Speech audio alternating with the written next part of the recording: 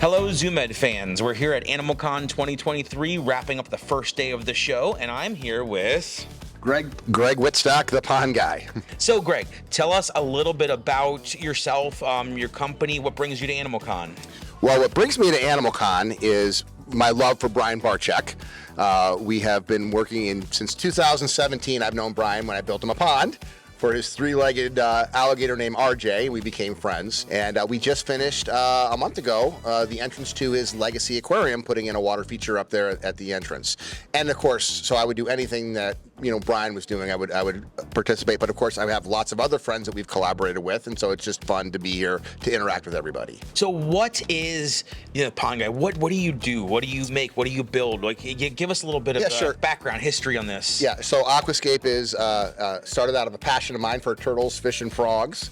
Back in 1982, I built my first pond in Illinois, where I'm originally from, and it just took off from there because that pond caused me all sorts of problems. And so I went to the library and researched how to do it, and then figured out, invented my own systems, and then during college started it as a side hustle, which then after 2 years became my only hustle. And that was 32 years ago that I started it. And basically we manufacture water feature equipment. We're the only manufacturers of water feature equipment in the world that build ponds.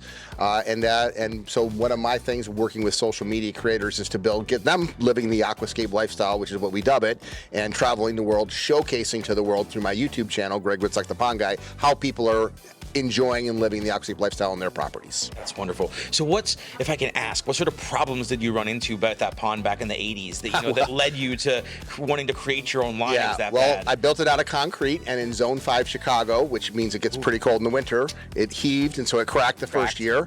I tried to fix cracked concrete, which didn't work.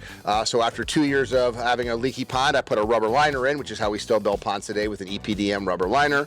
The ponds were turning green, and so I ended up using a cattle trough as my first biological filter. Okay. And then my pumps were clogging on the bottom, so I used a garbage can and a skimmer from like a swimming pool or a hot tub, and a laundry net to actually capture the debris before it got to the pump to clog it up. So the things that I was just MacGyvering up and Jimmy rigging up in my backyard eventually became the basis for a patent that I had when I was 24 years old on ecosystem ponding, which is working with Mother Nature, not against her. That's wonderful. So obviously we're here at an event where there's a lot of reptile keepers. Do you keep any reptiles yourself? Yes, mostly turtles. Okay. So I do have one very cool Louis the iguana that greets everybody at Aqualand, which is our headquarters in St. Charles, Illinois. And my wife calls me a turtle hoarder, and I go, "What do you mean I'm a turtle hoarder?" She goes, "How many turtles do you have?" I go, "I don't know." She goes, "That's why you're a hoarder."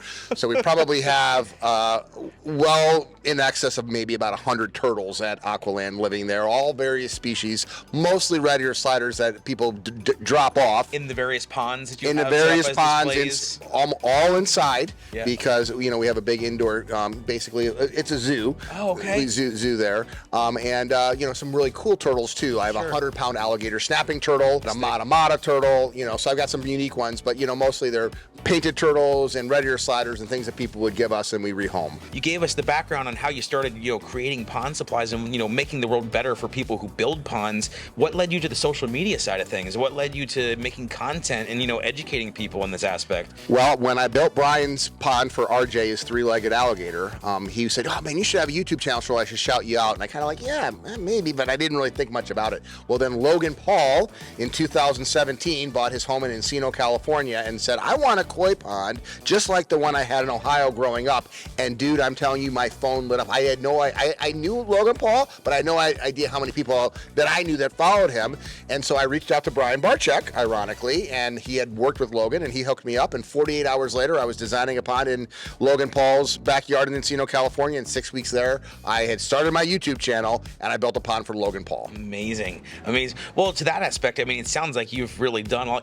Let me ask you though, on ponds, you do the builds. How many builds in a year do you think you do? Oh my gosh. Well, first of all, my R&D department is building ponds in Chicago. So I can talk the talk in terms of talking to somebody about building ponds, because we still do that. We maintain ponds, we build ponds.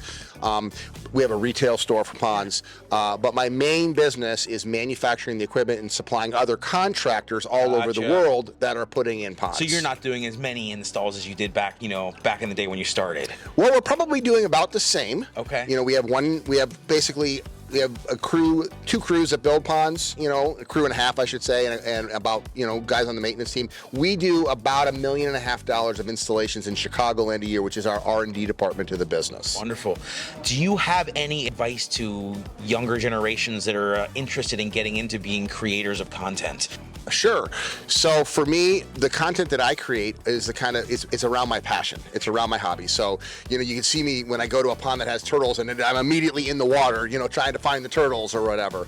So what you want to do is figure the things out that you're passionate about, that you want to actually share. So it's an actual privilege for me to be able to go into people's backyards and showcase to the world what they've done to how they live the aquascape lifestyle, where their waterfalls are, what kind of plants they have, what kind of fish they do, and then properly educate the world, because so many people, there's so much confusion around this, you know, and people do it so many different ways. We want to make sure they do it the way that we recommend, what I promote, which is working with Mother Nature, not against her, creating an ecosystem, which isn't always the easiest thing. If you go to the doctor and I don't feel good, and he says, well, stop smoking, eat better, and exercise, most people say, give me a pill.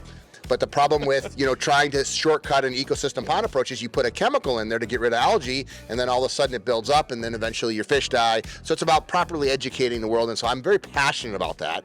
And so to have the privilege and the honor to be able to work with big influencers like Shaquille O'Neal that we built a pond for, Tom Brady has one of our ponds. I know we're talking football a little bit, you know, later. So to be able to go to their houses, see how they're living the aquascape lifestyle, and then showcase it to the world. So for creators that are out there thinking about what they're doing, what drives them, what motivates them? I want people to have a good experience with water features. If I could go back as a 12-year-old kid putting in my first pond and have all of the products that I have right now to make the water features that much more enjoyable, I would be like a kid at Disney World. And now that's just normal thing. Oh yeah, of course we have an auto doser that automatically adds bacteria to the water for you. They don't even think twice about the 30 years it took to develop that. Sure, absolutely. So what I'm hearing there is stick to your passion.